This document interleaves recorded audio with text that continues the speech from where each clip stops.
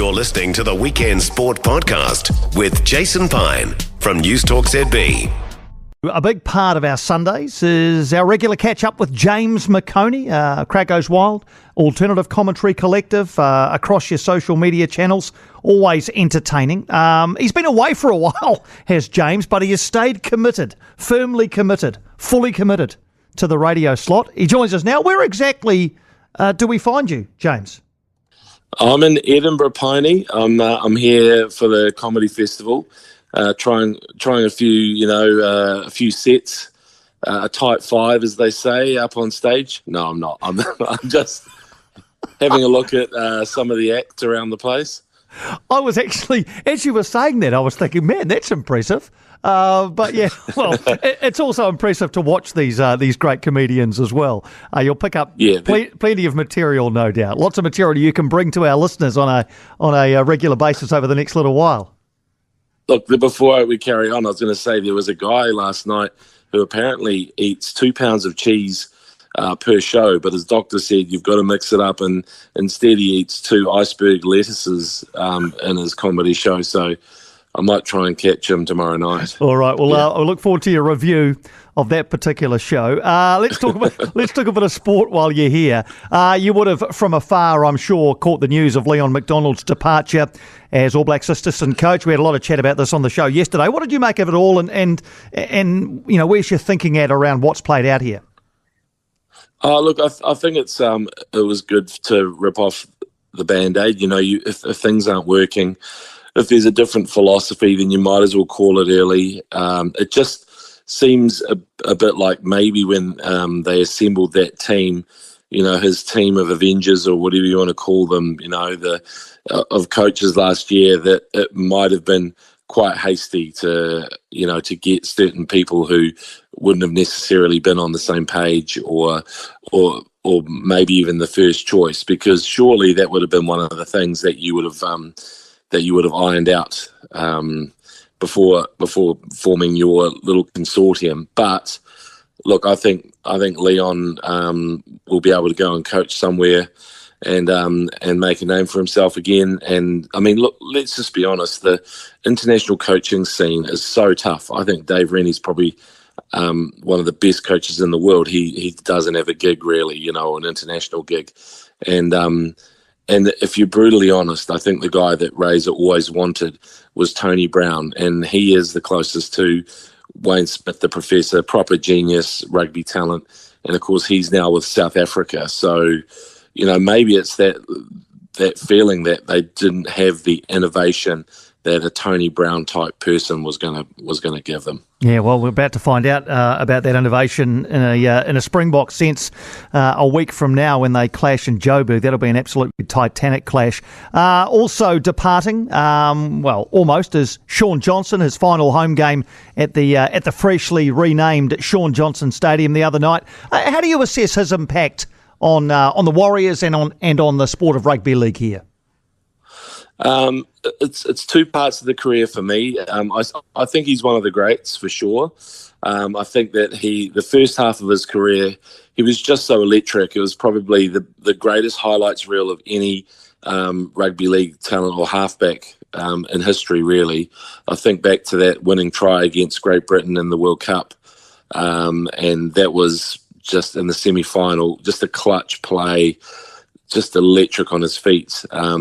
And there's so many tries like that early on. And it's a bit of a shame when he made his grand final, the entire Warriors team just didn't have it, you know, and I feel like he was good enough to or deserved to win a grand final. And the second half of his career really is maturing into this great game manager and, a general of sorts. But look, I think we should just remember him as being brilliant. I mean, that's what he was. Yep, exactly right. Yeah, paid tribute to him yesterday on the show, and yeah, I'll remember the Shaun Johnson of 2023.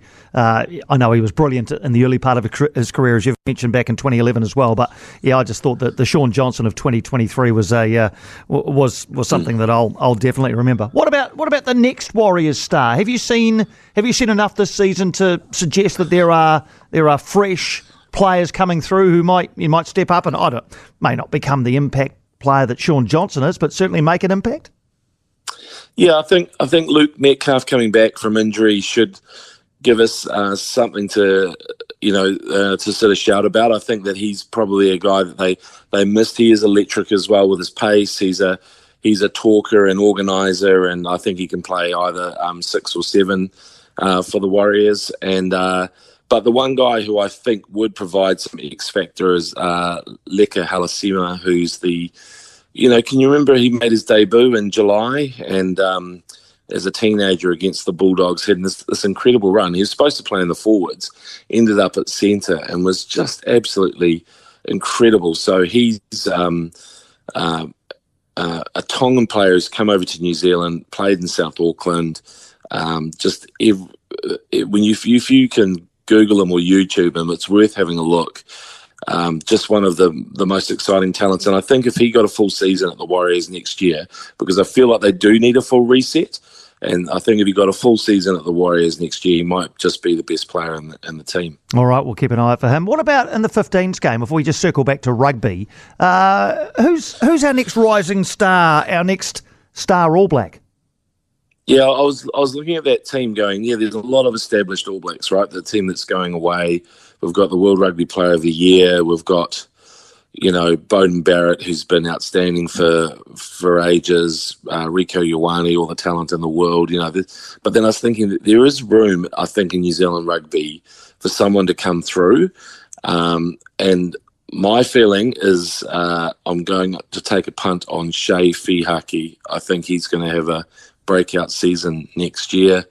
He was incredible for the Barbarians against Fiji up here in the Northern Hemisphere not so long ago. And he's a 6'4" gliding, running fullback wing centre. Put him where you want, he'll break the game open. And I think he's had to be a mix and match guy for the Crusaders. The only issue is, of course, Will Jordan will probably want to play fullback next year. So where does Shea go? I don't know, but they've locked him until 2026. But I think he's the guy to look out for. And my other two, I think, are Noah Hotham and Harry Godfrey could do something. Maybe Harry Godfrey moving to 10, where he played when he was at high school.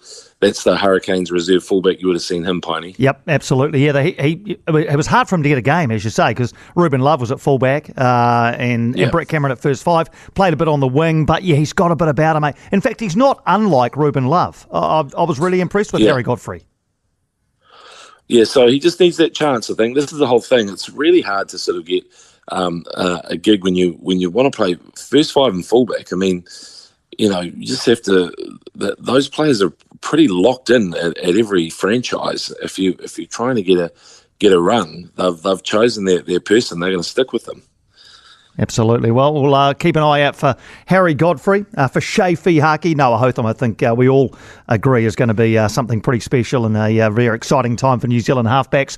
Just before you go, on your side of the world, actually, Lydia Ko playing in the Women's British Golf Open.